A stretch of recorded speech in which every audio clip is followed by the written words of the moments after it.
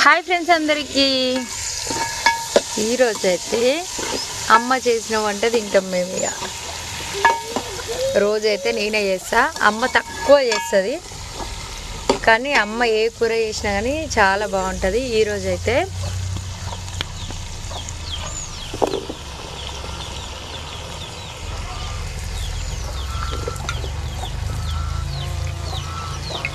ఆనకాయ కూర అనమాట.